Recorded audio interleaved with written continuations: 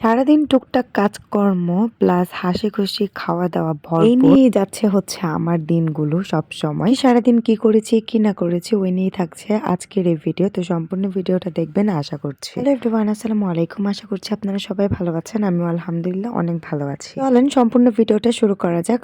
Jeon Khadija 001 এই ব্লগে আপনাদের সবাইকে স্বাগত। সাধারণত আমি দেখেছি আমার অন্যান্য ভিডিও থেকে আপনারা ডেইলি ব্লগটা যেমনই হোক না কেন বেশি সাপোর্ট করেন। আপনাদের সাপোর্টের জন্য আমি এখন থেকে কন্টিনিউ একটা করে ডেইলি ব্লগ দেওয়ার চেষ্টা করব। মেয়ে হয়ে জন্মিয়েছি, সবকিছুই করতে হবে, এটাই স্বাভাবিক। এই তো হাজবেন্ডকে বিদায় করে দিলাম, প্লাস আমিও একটু সকালের নাস্তা খেয়ে নিচ্ছিলাম। আসলে যতই আমি নাস্তা করি না কেন আমার ভাত খাইতে হবে। একটু পরে দেখবেন গদগদ করে আমি ভাত খেয়ে নিচ্ছি। তার আগে হচ্ছে আপনাদের সাথে একটা স্কিন কেয়ার রুটিন আমি হচ্ছে শেয়ার করি। আপনারা মুখ ফ্রেশ করার পরে কি দেন আমি জানি না, বাট আমারটা আমি শেয়ার করছি। সেটা হচ্ছে আমি প্রতিনিয়ত পমেট ইউজ করছি। তার জন্য দেখেন শীতে আমার ত্বকটা অনেক বেশি সুন্দর হয়ে আছে। তারপরে এই তো খাইতে বসে গিয়েছি। তো আমি বললাম না যে আমি যত কিছুই খাই না কেন আমার সকালবেলা ভাত খাইতে হবে। আসলে একটা কথা আছে না যে মাসি হোক খালা হোক মায়ের মতো না, আর আপনি আবিজাবি যাই খান না কেন ভাতের মতো না। ভাত খেলে একটা তৃপ্তি আসে কেন জানি না ভাই আপনাদের কি আসে, বাট আমার মনে হয় কি অন্য কিছু খাওয়া চাইতে আমি অল্প কয়েকটা ভাত খেয়ে নিই,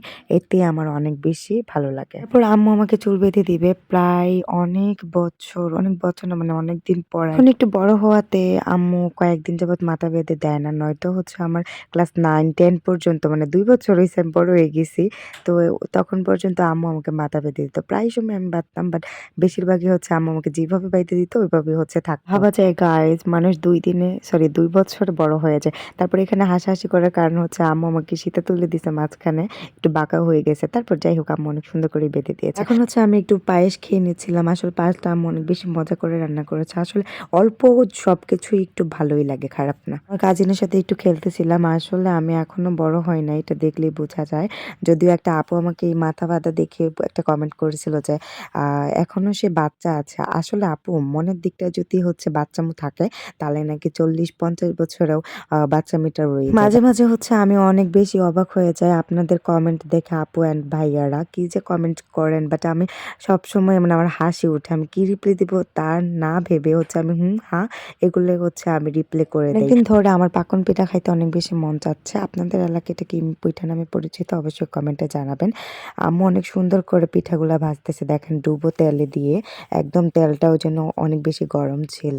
তো তারপর ভাজা হয়ে গিয়েছে, একদম লাল লাল করে সুন্দর করে ভেজে নিয়েছে। আসলে যেটা করবেন বা যেটা খাইতে চাইবেন মানে যে কোনো কাজ কাম সবকিছু কষ্ট ছাড়া হয় না। আবার একটু সময় করে ব্যাডমিন্টন খেলতেছিলাম, যদিও ব্যাডমিন্টনটা এখন আর আগের মতো খেলা হয় না। মানুষ বলে না যে সময়ের সাথে সাথে নাকি সবকিছু পরিবর্তন হয়, এটা একদম সত্যি কথা। বাট মানুষ পরিবর্তন হয় না, সময় মানুষকে পরিবর্তন করে দেয়, এটাই স্বাভাবিক। বাবা হচ্ছে আবার গরুর বট নিয়ে আসছে, তো এটা আমার অনেক বেশি প্রিয়। আমার অনেকদিন যাবত এটাও খেতে মন চাচ্ছিল, আর এখন যেটাই মন চাচ্ছে সেটাই যেন পেয়ে যাচ্ছি। আসলে এরকম না বিষয়টা, আমি বরাবরই হচ্ছে যা খাইতে চাই তাই এনে দেয়। ওইখানে আমার বাবা এনে দিত, এখানে হচ্ছে আমার হাজবেন্ড, মানে কোনো কিছুরই হচ্ছে অভাব রাখে না। আলহামদুলিল্লাহ এই দিক থেকে আমি অনেক বেশি সুখে এবং শান্তিতে আছি। আপনারা সবাই দোয়া করবেন আমার জন্য। কারো যেন নজর না লাগে, সব নজর থেকে যেন আল্লাহ আমাকে হেফাজত করে, এটাই দোয়া করবেন। রান্নাবান্না শেষ হয়ে গিয়েছে, এখন আমরা খাইতে বসে গিয়েছি। তো আমার হাজবেন্ড এখনো আসেনি, বাবাও হচ্ছে আগে একটা দাওয়াত ছিল তো এখানে চলে গেছে। তো আমি আর আম্মু খাইয়ে নিছি ফার্স্টে, তো এখানে আবার আমার হাজবেন্ড চলে আসছে খাইতে। আমি কি করলাম তার থেকে তো 1-2 নৌকা হচ্ছে আমার খাইতেই হবে, তো আমি এখানে খেয়ে নিলাম। তারপর বিকেলবেলা দেখেন ছাদে গিয়েছিলাম, কত সুন্দর একটা হচ্ছে কি বলে এটাকে, আমরা বলি যে ঘোরা যাইতেছে নাকি, তার জন্য এরকম হয়ে গেছে। তো খুবই সুন্দর লাগতেছিল, বাট আমার বোনের শাড়ি পরেছে, ওকে আমি ছবি তুলে দিয়েছিলাম। অ্যান্ড দেন সন্ধ্যার সময় একটু অল্প কিছু খেলাম, সেটা হচ্ছে একটা লাড্ডু একটা কেক। তবে এই নৌকা কেকটা আমার ছোটবেলায় অনেক বেশি প্রিয় ছিল। তারপরেই তো আম্মুর সাথে এখন একটু শপিং এ যাবো। তো ভাবতেছিলাম যে কি পরবো, বোরকাই ভালো, কারণ অনেক বেশি শীত ছিল। তো এই যে দেখেন সুন্দর একটা চাদর কিনে নিয়ে আসছি। এই চাদরের ভিডিও আপনারা অলরেডি দেখে ফেলেছেন। রাতের খাবার খেয়ে নেব, গরম ভাতের সাথে বট ভাজি ছিল, এটা দিয়ে আমি খাচ্ছিলাম, খুব মজা করে খেলাম। তো বট ভাজি আমার অনেক বেশি প্রিয়। তারপর আম্মু 1 গ্লাস দুধ দিয়েছে, যদিও এটা আমার খাইতে ভালো লাগে না। তারপর আমার হাজবেন্ড দেখেন 1টা বাজে, মানে সে যখন 10টা বাজে বাসায় আসছে তখন আমার জন্য হচ্ছে চটপটি নিয়ে আসছিল। দেন আমি তখন খাইনি, অনেক কিছু খেয়েছি, তার জন্য পেট ভরা ছিল। এখন 1টা বাজে, তো ভাবলাম যে এখন খাইয়ে নিই। এই ছিল আজকে আমার সারাদিনের ভিডিও। তো আপনাদের সময় কিভাবে যায় অবশ্যই কমেন্টে জানাবেন। আল্লাহ হাফেজ।